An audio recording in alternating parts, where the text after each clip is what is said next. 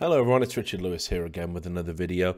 I know it's been a while. I'll apologize for the lack of content in the YouTube channel over the past few days. Sam's been away in South Korea. He's got his first proper commentating gig. He's going to be doing the Counter-Strike minor in Asia, so congratulations to him. And with the YouTube channel being demonetized, it's kind of impossible for him to say no to freelance work, so he's not been around, so we haven't done a podcast for a while. We've got the upcoming 100th episode, so we're trying to think about what we're going to do for that. Obviously E-League's underway. I've been under the weather. I've been pretty ill with my ulcer and stuff, so it's been a tough time, and as a result we're sort of behind where we should be in terms of covering big stories, but it's all right. We'll catch up, and we'll get up to where we should be. But today I'm going to catch up with the story I'm sure some of you remember, which relates to Gamers Club, a Brazilian company that's been involved in sponsoring teams, and primarily what they're known for is they have an ESEA style pugging system for Counter-Strike players in South America, particularly Brazil. Now, we did a video it's a few weeks ago now where it came to light on a cheating forum that the client was putting malware onto people's PCs, and this malware sort of gave anybody that had the access at the company end in the anti-cheat department, they could do all sorts with it. And I won't repeat the details, but basically imagine there being a piece of malware on your computer where I could just turn your microphone on and record what was being said in your room, or I could turn your webcam on and just watch what you were doing. I could access your computer and just look at any files that you might have. And the justification for this seemed to be that I think what they wanted to do was have like an invasive anti-cheat, which a lot of people on the CSGO subreddit actually talk about and say they would welcome. Unfortunately, this is the level of access you would need to surrender to enable that. And let's also be clear, I'm not really singling out Gamers Club, because ESEA did the same thing, as transcribed court documents have shown. So it's not like they're the first. But anyway, what happened was the CEO he came out and released a statement after my video kind of got picked up and went to the front page of the subreddit. And he tweeted at me a few times as well and sort of said, this is lies, this isn't what's happening. I found no evidence in my own internal investigations. And what happened subsequently after that statement was a few employees and other evidence sort of come to light. Now, I'm still compiling the definitive technical proof. We've had a few hiccups. My guy's been away that I use for this sort of thing, and therefore we haven't put the video together, but we will. But this obviously just adds further weight to the allegations, and is probably worth thinking about if you're the kind of person that maybe has used their services or is on the fence about whether or not the story was accurate. So we'll start with their statement that they put out. This is just Google translated, so I imagine some of the English might be a little bit rough. But you can see here they talk about the accusations. That it was the malware called Dark Comet that was used on the Gamers Club anti-cheat client. And that was certainly what was alleged on the cheating forums the initial claim came from. You can see here, some people quote a file that has the Gamers Club data, but any person can create this file and put the nomes and IPs of anyone they want. Then just take a print screen or pass the executable to others to look at. There is no such file in our repository and no link with our company. There are over 500,000 players in our community, and it sounds strange to us that the first person to talk about this is this cheat developer right after banning several of their customers, remembering that they are privately owned monthly cheats and that your customers are probably not satisfied. It is important to make it clear that these people are directly responsible for the cheats used in CSGO, which is true. I don't think we can dispute this. You know, the people that did bring it to light are cheat coders. You can make your own moral judgments about whether or not what these people do is evil or unacceptable or whatever word you wish to use, however severe you judge it. But that doesn't necessarily mean that they deserve to have people planting malware on their PCs without their knowledge and potentially spying on them and that sort of thing. Do you know, and again, the whole statement at the start is a real appeal to your emotions. You know, it's like, hey, don't listen to these guys because they're bad people. They make cheats and they ruin your game. And you can see that here, you know, it says, do you know when you see the guy spinning, killing everyone, or when you suspect that the other team's face is playing without walls, it is the person who makes the programs used by these players who is making such a complaint. This person is a well-known cheat developer. We do not install a virus or keylogger on any computer, and there's no malicious tool, e.g. dark comment, in any version of the official Gamers Club anti-cheat download on our site. All the evidence shown so far is from a separate file used by the same group of cheaters, and that anybody can create this evidence. In addition, we emphasize again that whoever creates this history is a cheat developer backed by his troupe. Something that calls us to attention is that this was created by people using fictional names while we're showing our face. Our employees are registered and our relationships with other companies are regulated by contracts. It is the transparency that we cherish so much. And then they took some screenshots of some conversations about people complaining about the cheat being detected. Lord Tristan, the cheat coder, said he was away and blah, blah, blah. They explain how the anti-cheat works. Says here, our anti-cheat has the technical ability to transmit to our servers data flagged by our system with the sole intention of detecting new hacks, new cheats, and new hacks being used. All data related to you are stored on secure servers for a period of 6 months, pursuant to the regulation of the civil law of the Internet Art, point 15, subsection 3. We only store data if there's any type of detection, including its IP address, Steam ID, and possibly serial hardware information for identification, as described in our terms and conditions of service. Which obviously, if this is true, what they're saying, then there's nothing to worry about. I mean, that's all reasonable information that any game that you play online would probably have access to, and certainly not as severe as the allegations of malware. But again, we'll elaborate on that further. And also the ad, it doesn't happen for normal users who do not use suspicious software, which is quite interesting. It's quite an interesting assertion, because I don't really think that's possible to have all, you know, cheating software and hack software to be flagged. If that was the case, VAC would be the most effective anti-cheat in the world. And you can say here, we will prosecute. This is another interesting part. We will prosecute the people who have accused us without having evidence of the charges. Hugs and good game. And that's Yuri Fly Uchiyama. Now, yeah, the allegations of, you know, the malware thing sort of percolated and hung out there. And then there was another journalist in Argentina called Kevin Aiello. I think it's Argentina anyway, I'm pretty sure. And he kind of does what I do. He has a YouTube channel, he makes YouTube videos, he investigates stories, and he released a video, which I'll show you here. Obviously, it's all in Spanish, so my Spanish is really terrible. It's non-existent, which is about as terrible as it gets. So I'm not going to play it and sort of translate, but I'll just show you it exists, and here it is. Here, and you can see, pretty much says, you know, does Gamers Club inject a virus? And that's at Kevo Esports. You can go and check that channel out. Now, the crucial bit of information in his video, the reason why he made that video and felt comfortable, you know, sort of bringing it into the public domain, was he had spoken to a Gamers Club employee who said that my allegations, the allegations on the cheating forum, etc., were very real. And here's the comment that this from the screenshot that he uses in the video, and I will translate this for you.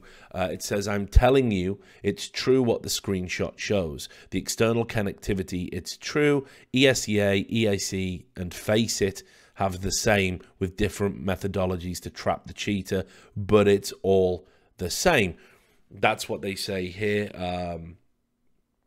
and ultimately, we won't name the employee. We've edited out any identifying information here, but basically that's the you know, that's what they're saying. So I was like, okay, well, I mean, that kind of adds further weight to it, and there was no response to that from Gamers Club. They just didn't say anything about it. So I was like, okay, well, you know, Argentinian journalist with an independent source, my own research, things aren't looking too great. Then there was another former Gamers Club employee who went public, and he started tweeting things out.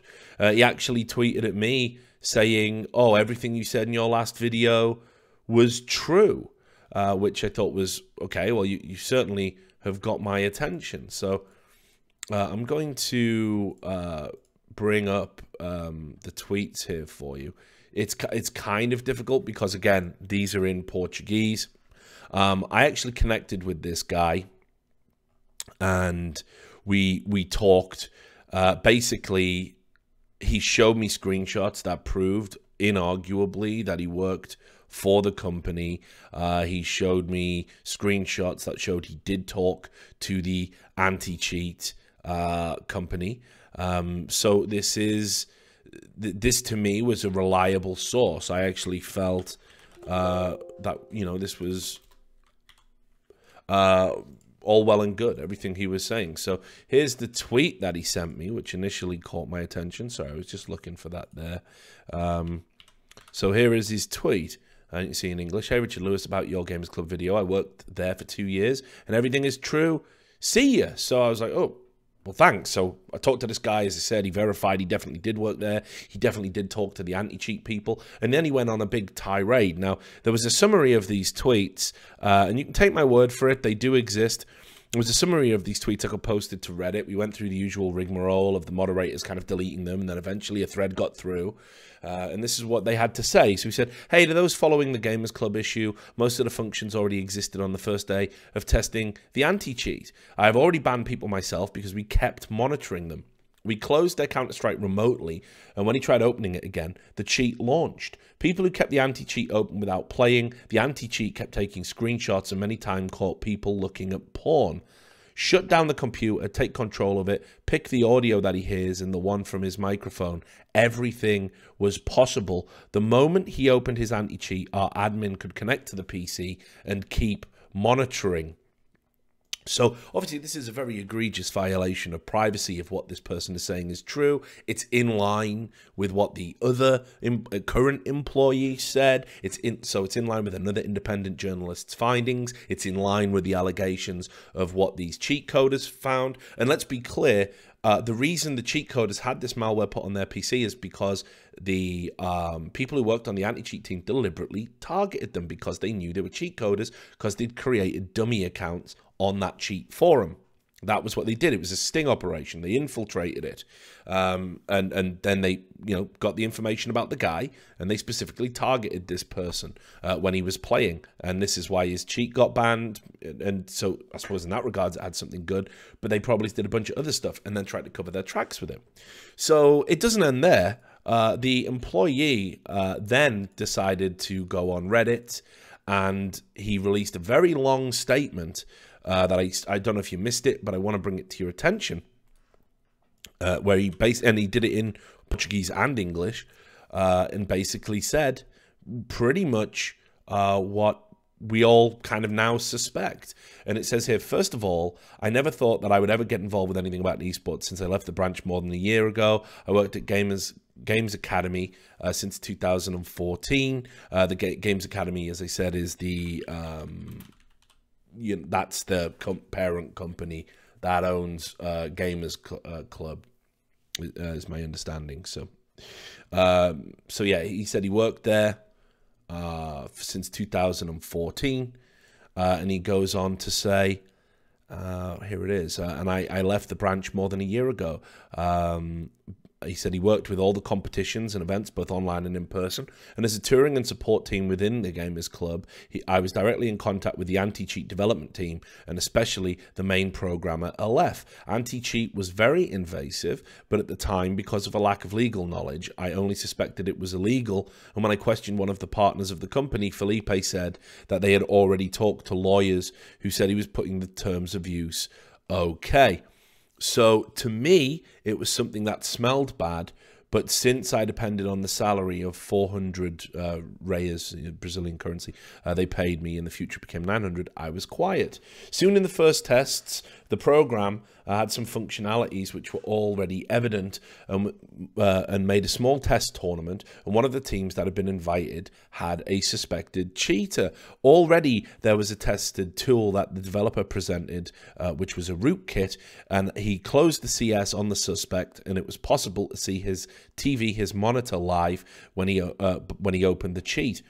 The program still had other features that were revealed over time in conversations with the programmer, since we spent a good part of the day in contact with him by TeamSpeak. Features such as file scanning, running commands on the computer, monitoring the screen live, take prints from the screen, capture audio from the microphone, etc. Even this last time we banned a user and two other friends of him by capturing audio and microphone of him in a conversation with Skype, where he assumed to be using the cheat and would teach another person how to do so. These tools were all manual and had to be activated by each user individually and monitored, and that was implied when we what was implied when we injected into the person's computer via the cloud, and when the program was closed, it leaves without a trace. At least that's what we were told. So again, understand that specifically the way the program works is to obfuscate itself. Now, my guy, when he analyzed the program, actually said, yeah, this could have a kill switch, which is interesting because that would explain why people have maybe not found it, you know, and it makes you wonder just what data that they can collect and collate without you even knowing about it. I will not deny the tool was very useful. It was possible to discover several cheats we did not know existed, and with that it was possible to buy these cheats, analyze them, and then add them to the database of the program so that it gives account of automatically identifying them. But is it worth sacrificing the user's privacy for this? At the time, our thought was of value, i.e. money in this context. At the time, the program ran scans by signing illegal programs and taking pictures of the computer screen and sending them to our panel. Even if the person was not playing, but with the game open, the program could take pictures of your screen and do these scans. Nowadays, I understand how stupidly illegal and invasive this is, and no one should have the insecurity that at any moment their privacy can be violated. I do not know if the company continues to use such tactics. I just came across this information. I have knowledge that it is illegal, and if they continue doing as is claimed, it is good that an ex-official who already saw these things happen to position themselves so they have more value in what is said, and then see if the company changes how the program works. It is worth remembering that no data, no user was accessed for illicit purposes. That was not disclosed anything from anyone. Even when someone was banned, we didn't show the photo of his game full of illegal program layouts as we did. The company never used the data in bad faith, which I suppose is something. I've already sent a few things to prove my identity to Richard Lewis, and some conversations proving I actually work for the company, and a print where he talks to one of the partners about the rootkit, and absolutely, yes, I've got those. It is worth remembering I do not have so much technical knowledge in programming. I know the basics. I'm reporting only what I've seen and heard. Unfortunately, most of the compromising conversations and images we had on TeamSpeak, and that was our working tool because practically everyone was doing work from home. It is up to you whether or not you believe what I am reporting. So there was lots of additional stuff that come out of it, and I understand this story's kind of gone a bit flat and people aren't talking about it as much anymore. But it's now, to me, certainly there's enough circumstantial evidence now, especially with these screenshots I've got, which I'm not going to include here. I'm going to put them in the final video I make about it, that this certainly has the potential to be invading people's privacy. Now, understand, I get what they're trying to do. They want to target cheaters. They want a cheat-free environment. The terms of service probably is actually make you agree to this. But the reality is that invading privacy and doing this sort of thing is not cool, not acceptable, just to, you know, have a cheat-free environment, and certainly could be subject to a legal challenge. Now, the Gamers Club and Games Academy, they've been going out and basically reaching out to people and saying, you've got to stop talking about this. I've had a few people message me, like lawyers in Brazil and personalities in Brazil, saying, you know, they're really pissed off and they're going after us very aggressively and potentially talking about suing us. So this right now is currently trying to be quashed, and I don't want to let it fall by the wayside. I think all of this information needs to be out there just to kind of protect ourselves and make informed consumer choices. So this is the stuff that you might have missed after the Gamers Club story. There's going to be a final definitive video with the evidence and everything else kind of compiled in it so people can make up their own minds. But certainly, I think with the current employee and the ex-employee coming out, it's... At this stage, I kind of feel that any doubt in your mind about this being real should probably be erased. So anyway, I just wanted to keep you guys up to date. Again, apologies for there not being any videos and stuff out recently. I'm going to queue up a few for while I do E-League, and we'll get back on track hopefully in a few days. So thanks very much for continuing to support the channel, all of that good stuff, and watching the videos, and I'll see you next time. Take care.